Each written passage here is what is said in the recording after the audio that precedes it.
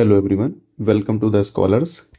तो जैसे कि मैं आपको हिस्ट्री से कुछ इम्पोर्टेंट टॉपिक जो है वो लगातार पढ़ा रहा हूँ, उसी में हमारा नेक्स्ट टॉपिक है। जैसे कि ये इन महाशय को आप जानते ही होंगे, जो नहीं जानते हैं वो जान जाएंगे, अभी उनके बारे में बताते हैं। तो इनका नाम है नेपोलियन बोना बोनापार्टे। ठीक है, इनका ये बॉर्न हुए थे 15 अगस्त, ये 17 है, 1769 में। और डेथ इनकी हो गई थी 5 मई 1821। ये 51 ईयर्स के थे जब इनकी डेथ हुई थी। और डेथ भी इनकी काफ़ी मतलब बुरी तरीके से हुई थी। इनको एग्जाल कर दिया गया था, निकाल दिया गया था, देश निकालना मिल गया था। कुछ टाइम तक किसी आइसलैंड पर रखा गया, कुछ टाइम तक किसी और आइसलैंड पर रखा गया।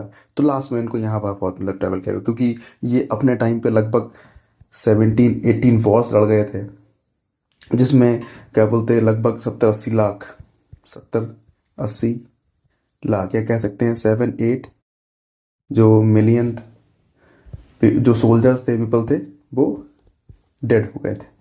तो इसलिए थोड़ा सा ये खतरनाक भी थे और अच्छे भी थे, क्योंकि जो मैसेज था नेशनलिज्म का, जो मैसेज था डेमोक्रेसी का, फ्रांस से उठा के पूरे यूरोप में ले जाने का जो क्रेडिट जाता है वो नेपोलियन बोनापार्टे को ही जाता है। तो नेपोलियन बोनापार्टे को डिटेल वैसे ही बताया। डिटेल जो पढ़ते हैं हम लोग 9th में पढ़ते हैं, ठीक है, लेकिन 10th क्लास में इनके बारे में चीज़ें पता होनी चाहिए कि इन्होंने क्या क्या चेंज लाया है। जैसे कि हमने इससे पहले पढ़ा फ्रेंच रेवोल्यूशन, उसमें जो सेलिएंट फीचर थे, क्या चेंज आए, वो उनके बारे में पढ़ा। और अभी भी हम लोग नेपोलियन बोनापार्टे के बारे में डिटेल में नहीं पढ़ेंगे, सिर्फ इतना पढ़ने वाले हैं कि नेपोलियन बोनापार्टे ने कौन कौन से चेंजेस ले आए थे। ठीक है, चलिए अब हम लोग शुरू करते हैं इनके बारे में। देखिए,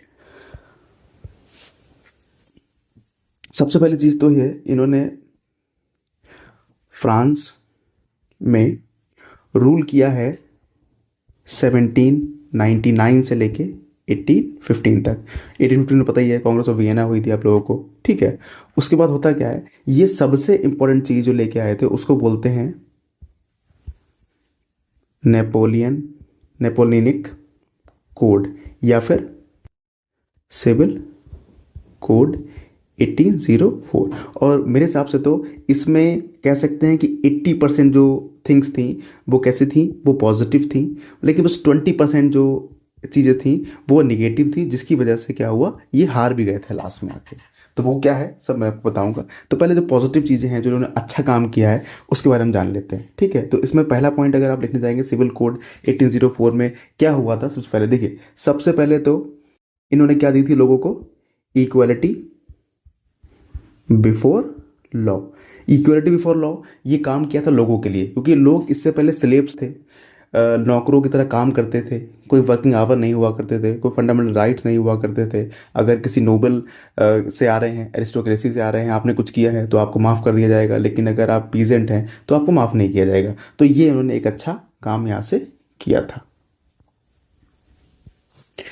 सेकंड देख लीजिए, सेकंड में उन्होंने क्या किया है, एक और चीज़ होती है, यानी कि इससे पहले चल रहा था मोनार्की। मोनार्की जब एबॉलिश होती है तो मोनार्की का एक सबसे नेगेटिव बात ये होती है कि उसके अंदर प्रिविलेजेस होते हैं जो कि बर्थ से मिलते हैं, यानी कि वो सिस्टम में वाला राजा का बेटा राजा वाला। तो वो जो सिस्टम थे सारे इन्होंने क्या कर दिए थे, ख़त्म कर दिए थे। और ऑल प्रिविलेजेस बेस्ड ऑन, एक मिनट, ये तो गलत अर्थ लिख दिया मैंने, सॉरी, हाँ, बर्थ, क्या कर दिया था, ये एबॉलिश कर दिया था, हटा दिए गए थे ये, ठीक है। नेक्स्ट देखिए, इसके बाद क्या किया था, एक और चीज़ आई थी, जो फ्रांस के लोग थे, यानी कि जो फ्रेंच सिटीजन थे, फ्रेंच सिटीजन को एक दे दिया गया था राइट टू प्रॉपर्टी। ये इंडिया में भी आया था जब कॉन्स्टिट्यूशन बना था हमारा, तो ये इंडिया में भी आया था राइट टू प्रॉपर्टी, लेकिन बाद में इसको हटा दिया गया था। उसके बाद पहले ये राइट टू प्रॉपर्टी का था हमारे इंडिया में, उसके बाद इसे कर दिया गया, तो ये एक बता दिया गया था कि आपका ये जो है कानूनी अधिकार है, वैसा कोई राइट, वैसा फंडामेंटल राइट नहीं है आपका, ये इंडिया में हटा दिया गया था बाद में। उसके बाद देखिए, जो एडमिनिस्ट्रेशन होता है, एडमिनिस्ट्रेशन जो रहता है वो इससे पहले बहुत कॉम्प्लिकेटेड था। यानी कि जो किंग हुआ करते थे, जो नोबल्स हुआ करते थे, वही एडमिनिस्ट्रेशन में, मतलब कि किसी अलग अलग पोस्ट पे सब वो लोग राजा हैं तो उनके फैमिली वाले हैं और कोई हैं, इस तरीके से चलता था। तो ये क्या कर दिया था, इसको बहुत सिंप्लीफाइड कर दिया था इन्होंने बहुत सिंप्लीफाइड कर दिया था। ये पॉजिटिव काम किया था इन्होंने। अगला देख लीजिए जरा क्या किया था। बहुत सारे सिस्टम चल रहे थे, जैसे कि स्लेवरी चल रही थी, स्लेवरी था। एक इसको बोलते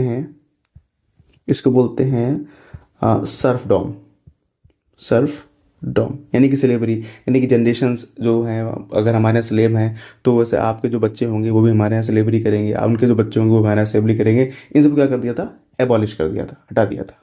बंधुआ मजदूरी इसको कहते हैं, बंधुआ मजदूरी, यानी बंध गए हैं, कोई पेमेंट नहीं मिलेगा, हमारे यहाँ आइए, हमारे यहाँ रहिए, हमारा काम करिए, और फिर जब काम हो जाए छुट्टी उट्टी पे कभी घर चले जाइए, उस तरीके चलता था। ये सब हटा दिया था इन्होंने।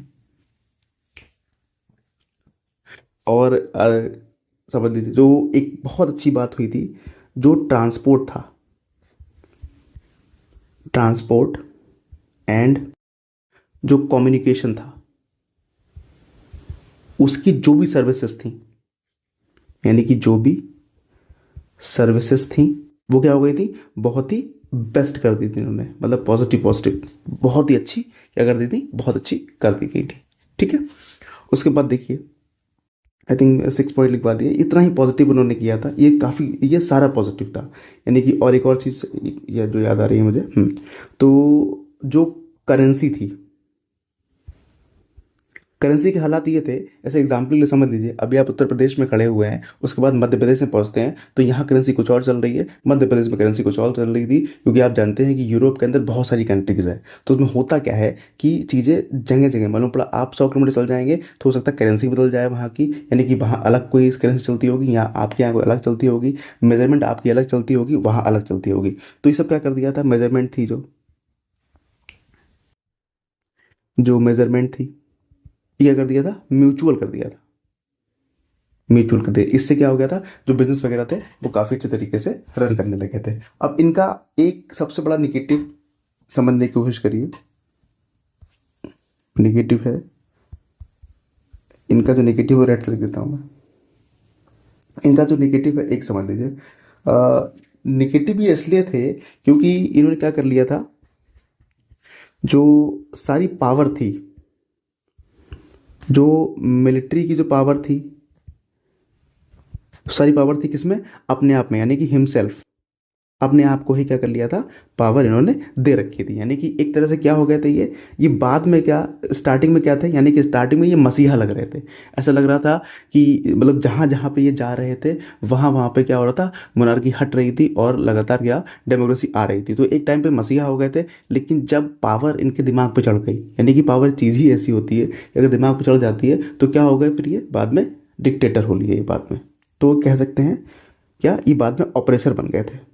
ऑपरेसर का मतलब यानी कि जो चीज़ें अपने तरीके से करवाना पसंद करता है और उनकी तरह से अगर चीज़ें नहीं होती हैं तो उसको पसंद नहीं करता है। तो इनके ये ऑपरेसर हो गए थे। इन्होंने क्या कर दिया था, जो सेंसरशिप होती है, सेंसरशिप का मतलब यानी कि जो न्यूज़पेपर में क्या छपेगा क्या नहीं छपेगा, कौन सी अच्छी बात है कौन सी बुरी बात है, हमें पहले बताइए कि मेरे बारे में क्या छाप रहे हैं, क्या अच्छा है क्या बुरा है, ये सब क्या है, सेंसरशिप लगाई इन्होंने उसके ऊपर। तो ये बहुत ही निगेटिव किया था इन्होंने, यानी कि पकड़ लिया था चीज़ों को, बोले आप हमारे बारे में अच्छा छापेंगे, बुरा नहीं छाप सकते। और टैक्सेशन उसके बाद समझ लीजिए, टैक्सेशन यानी कि जो टैक्सेशन था बहुत बढ़ा दिए थे। ये टैक्सेशन वगैरह ये समझिए, ये सब कहाँ करते थे, यानी कि जो न्यू टेरिटरीज को जीतते थे, न्यू टेरिटरीज को जीतते थे, वहां पे जाके ज़्यादा ये बहुत बड़े ऑपरेसर हो गए थे, यानी कि वहां के लोगों को परेशान करते थे, अलग अलग तरीकों से परेशान करते थे। एक और इनका नेगेटिव है जो कि बहुत ज़्यादा, मतलब कि इनके लिए तो बहुत नेगेटिव था।